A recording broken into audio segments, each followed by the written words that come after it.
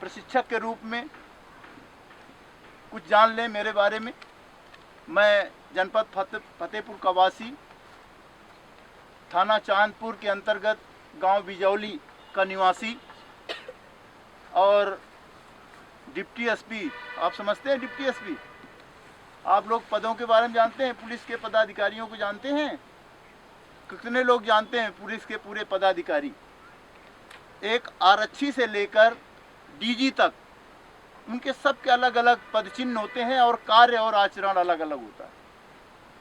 तो यहाँ पर मैं आपको अपने बारे में थोड़ा 2 मिनट में बता दूं कि मैं एक आरक्षी पद से, सिपाही पद से भर्ती होकर के जिले के दूसरे नंबर की post deputy SP, deputy superintendent of police, क्या कहते हैं, डिप्टी सुपरिंटेंडेंट ऑफ पुलिस, मतलब डिप्टी एसपी। जो यहाँ पर सीओ होते हैं, खागा सीओ है, ब्रजमोहन है मेरा जूनियर है यहाँ पर, और इसके अलावा कम से कम कई सीओ होते हैं।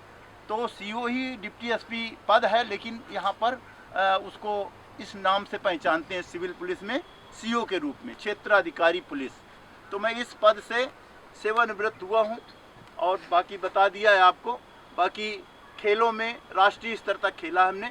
मैं स्पेशली वेट लिफ्टिंग का नेशनल प्लेयर हूँ। इसके पहले जब शुरुआत किया तो मैं एक एथलीट हूँ।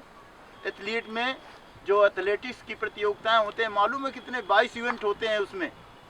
दौड़ें होती हैं, कूद होती है, थ्रो होते हैं। दौड़ें कौन कौन सी? 100, 200, 400, 800, 1500, 5000, 3000, 3000, 5000, 10,000 और मैराथन 100 × 4 रिले, 4 × 400 मीटर रिले। इस तरीके से एथलेटिक्स की प्रतियोगिताएं दौड़ की होती हैं। बाकी आपका थ्रोज हैं, गोला, डिस्कस, जेवलिन और हैमर। और कूदें कौन कौन सी होती हैं? Jump, high jump, long jump, half step and jump, pole vault, ये प्रतियोगिताएं होती हैं। तो इन सभी में सभी की ठीक ठाक जानकारी रखते हैं। मैं इस जिले का 78-79 का बेस्ट प्लेयर रहा इस जनपद फतेहपुर का।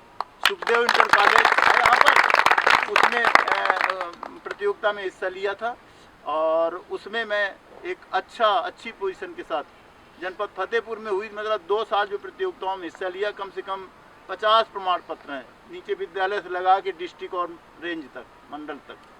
समझ रहे हो? तो ये बात नहीं है कि हम बहुत अच्छा किए हैं, हम किसी को क्या दे सकते हैं, ये प्रमुख बात है। अभी आपकी शुरुआत है। आज मैं आपको कुछ चीज़ें बताऊंगा। बाकी बताने के लिए मेरे पास 1 साल तक सीखोगे तो पूरा नहीं सीख पाओगे। इतनी सारी चीज़ें हैं बताने के लिए। शरीर की क्षमता का अधिकतम जो प्रदर्शन है वो आप कैसे कर सकते हैं? खेल में सभी लोगों के पास ताकत होती है। सभी 56 किलो, मान लीजिए 50 किलो वजन का हर आदमी है, कुछ भी करना है तो 50 किलो का आदमी ही 50 किलो के आदमी को पटक देता है। ताकत उसके पास ज़्यादा हो सकती है, लेकिन उसमें क्या है, विशेष टेक्निक होनी चाहिए। तकनीक किस तरीके से, तमाम खिलाड़ी हैं क्रिकेट के, लेकिन आप देख रहे हैं चाहे ये रोहित हैं, चाहे विराट हैं, या आज नए नए लड़के वो वैभव है, या और बहुत सारे ऐसे लोग हैं जो खेल की इतनी ऊंचाई पर क्यों जाते हैं? क्योंकि उनकी जो तकनीकी है, उनका जो समर्पण है, समर्पण मतलब पूरे तरीके से मनोयोग से कोई काम करना।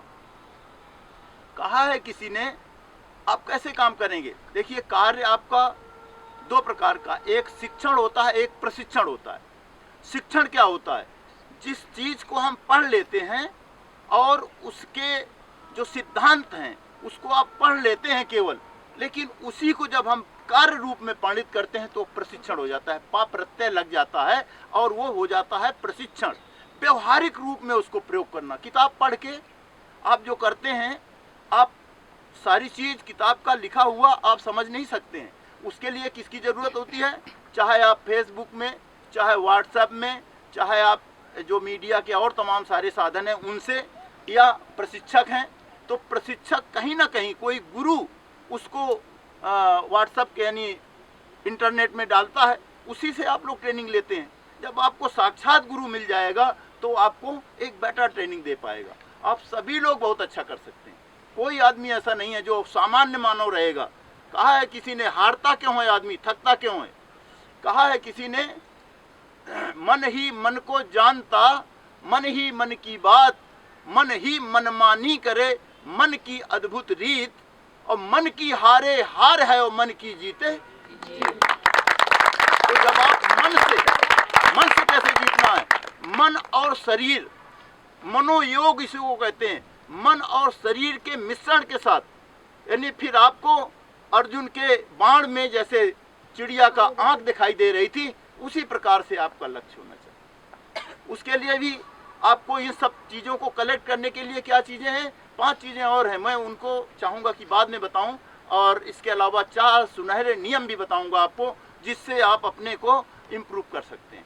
तो मैं अभी आज आप लोगों को कुछ चीज़ें अभी आज शुरू करूँगा कि हाउ टू वार। देखिए, खेल में 5 चीज़ों का होना बहुत आवश्यक है। जब तक ये 5 चीज़ें नहीं होगी, आप अच्छे शारीरिक क्षमता का प्रदर्शन न कर सकते हैं, ना आप कहीं डिमॉन्स्ट्रेशन ठीक से नहीं कर सकते।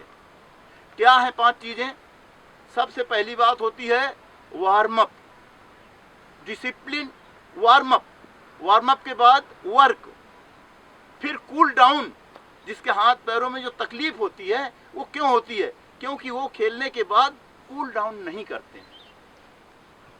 कूल डाउन के बाद स्ट्रेचिंग और मसाज और डाइट, ये 6 चीज़ें हैं जो आदमी की क्षमता को बढ़ाती हैं। डिसिप्लिन एक चीज़ मैंने कही पहले। डिसिप्लिन क्या है? डिसिप्लिन का मतलब जो नियम कानून, चाहे घर का हो, घर से लगा के पूरा भारत और पूरे ब्रह्मांड के लिए नियम बने हुए। घर का क्या नियम है? आपके पिता हैं जो आपके गार्जियन हैं।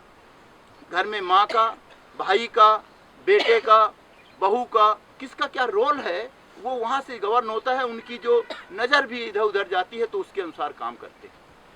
तो क्या है ये? अगर उससे हट के काम किया तो क्या है? अनुशासनहीनता है। जो मुखिया या जो नियम बनाया गया उसके अनुसार काम न करना ही अनुशासनहीनता है। अनुशासन 2 शब्दों से बना है, अनु और शासन। अनु का मतलब होता है पीछे और शासन का मतलब होता है आदेश। जो आदेश के पीछे चलना ही अनुशासन।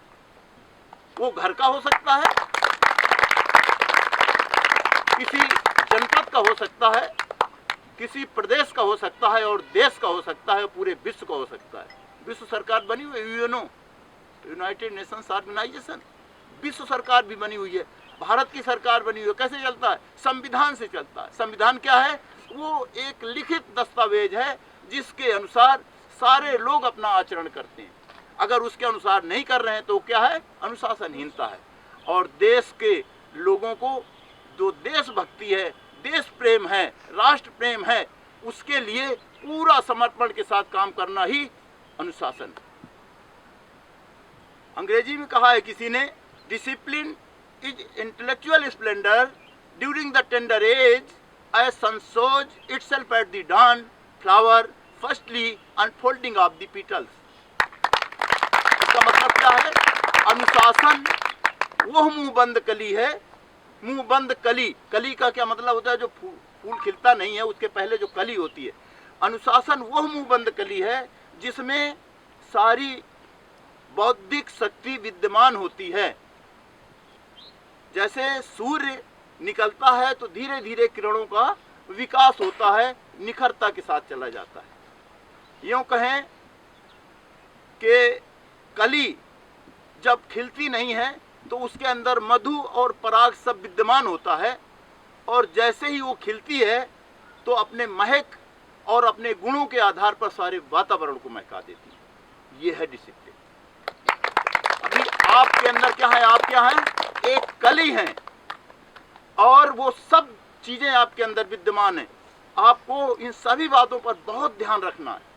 आपको बाद में बताऊंगा, ये लंबा सेशन हो रहा है थोड़ा सा, मैं अभी आपको वार्मिंग अप के बारे में बताऊंगा, हाउ टू वार्म। ठीक है?